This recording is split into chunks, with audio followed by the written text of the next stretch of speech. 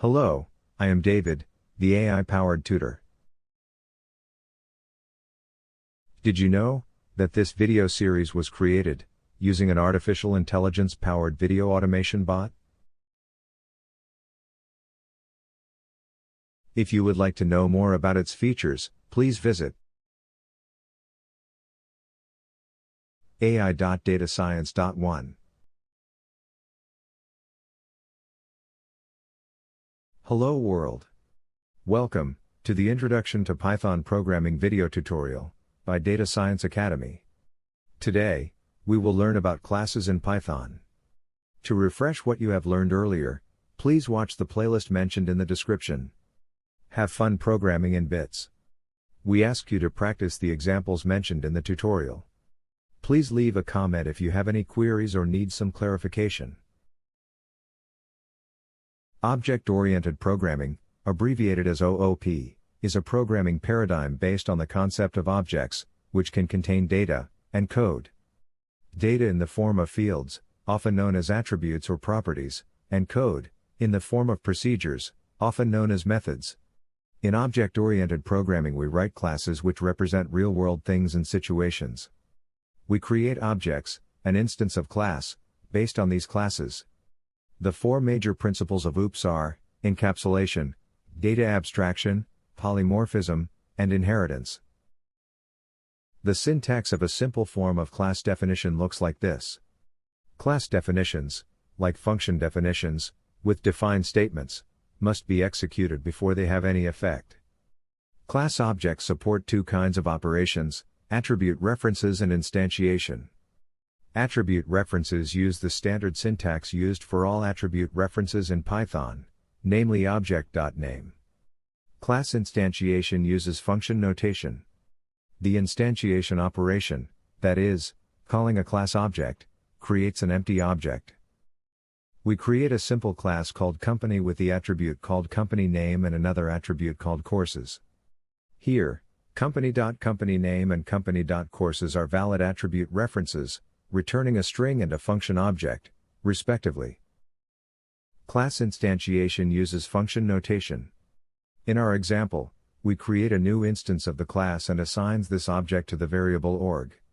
The associated attribute references can be accessed by pressing the tab key after the typing out the variable followed by a dot symbol. Here is a schema illustrating the different parts of a class. Let us assume a class name associated with a person. Information about the person in the form of fields is known as attributes. And code, in the form of procedures, is known as methods. Many classes create objects with instances customized to a specific initial state. Therefore, a class may define a special method named init.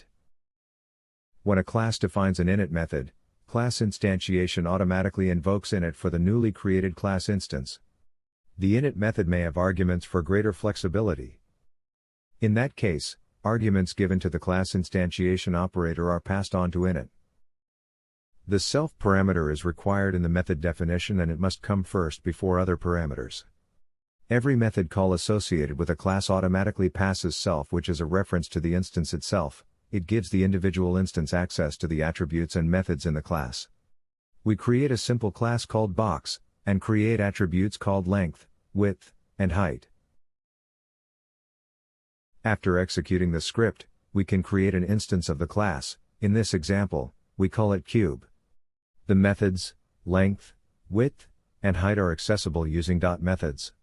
Recollect that in the parts of a class slide, we have added some attributes and methods. Following that, here we create a class called person, and create attributes called self.person_age and self.person_name. In addition to that, we create some greetings, and a comment about the person's age. These are the methods of the class. After running the script, we can create an instance called teacher and assign a name and age. In this example, we assign the name as Chiron, and age as 99 years. We can create another instance of the class. This time, we will name it student. We can see the same attributes as we have seen for the earlier example. It is possible to create as many instances of a class as desired. When we define methods, we can use underscores to limit the accessibility of the method. Various modes of accessibility are public, protected, and private. Their associated behavior is indicated in the table. When no underscores are used, the method can be accessible both within or outside of a class. This is the public mode. With a single underscore, the method is accessible within the class and its subclass. This is the protected mode. And when double underscores are used, the method is accessible only within a class. This is the private mode. With this we conclude the video on class in Python. We hope that you learned something new today. Practice what you learned. And see you soon in the next video of this Python programming series. In the next video, we will learn about iterators and generators in Python. Thanks for watching. If you enjoyed learning, please like, share, and subscribe to our YouTube channel.